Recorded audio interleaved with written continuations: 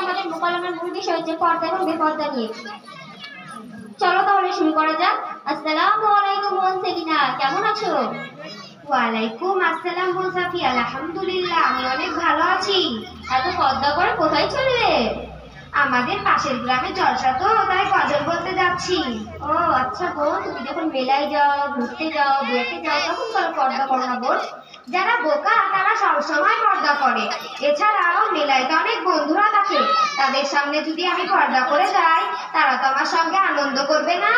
আর জলসায় কত হুজুরেরা থাকে, তাদের সামনে যদি আমি পর্দা না করে যাই তারা তো আমাকে খারাপ বলবে। আস্তাগফিরুল্লাহ বোন, কাজটা তোমার জন্য মোটেও ঠিক না। এটা কোনো মুসলমান ব্যক্তির জন্য মোটেও ঠিক না। এটা মহা বিপজ্জনক বুদ্ধি। কেন ঠিক নয়? আমার দরকার সকলের কাছে দাম থাকুক। বোন, তুমি ভুল বলছো। মহান আল্লাহ পাক রব্বুল আলামিন তিনি আলিমুল গায়ব, তিনি আমাদের অন্তরের সকল কথাই জানতে পারেন। তাছাড়াও তুমি আল্লাহকে খুশি না করে মানুষের কাছে দাম পাওয়ার জন্য কপি কপি করছো। আর আমাদের প্রিয় নবী হযরত মুহাম্মদ সাল্লাল্লাহু আলাইহি ওয়াসাল্লাম প্রত্যেক নারীকে পর্দা নির্দেশ দিয়েছেন।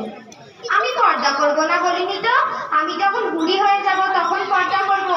আমি যখন নামাজ পড়ি তখন পর্দা করি। আমি যখন কোরআন তেলাওয়াত করি তখন পর্দা করি। এর থেকে বেশি কিছু আর আমি পারবো না।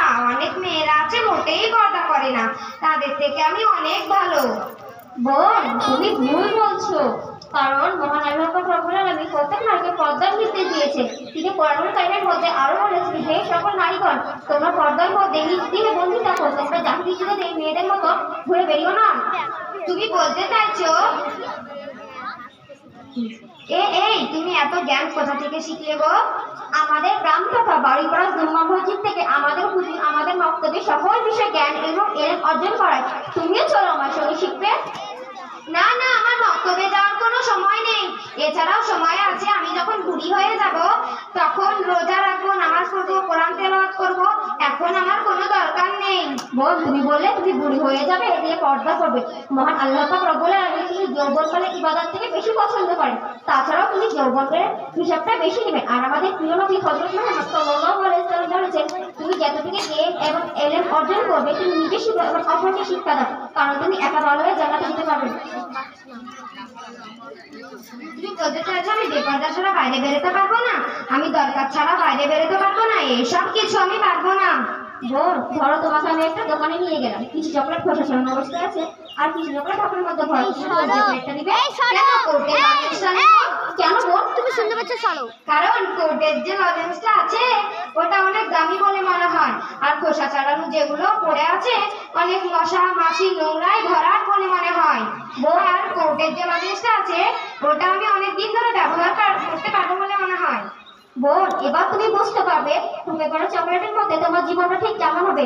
চকলেট যেমন ভক্তি দেয় নিরাপত্তা, যেমন চকলেট দেয় নিরাপত্তা, পর্দাও তোমাকে ঠিক তেমন দেবে নিরাপত্তা, সৌন্দর্য এবং সম্মান। বোন, এখনকার মা বোনেরা কি এসব জানে না? হ্যাঁ, অনেকেই জানে, তবুও তার বেপর্দায় চলে। তার এটাও জানে অনেকে যে তার বেপর্দায় চললে বা খারাপ কাজ করলে চারটে পুলিশকে জাহান্নামে নিয়ে যাবে। বোন, আমি আমার ভুল বুঝতে পেরেছি। আমি নামাজ পড়বো, কোরআন তেলাওয়াত করবো ইনশাআল্লাহ। বোন সাফিয়া, তুমি আমাকে ক্ষমা করে দাও। ক্ষমা তুমি আমার কাছে চেও না, মহান আল্লাহ রব্বুল আলামিনের কাছে সকলে আমরা ক্ষমা চাই। চলো একসঙ্গে বলি, হে আল্লাহ, আমাদেরকে তুমি মাফ করে দাও।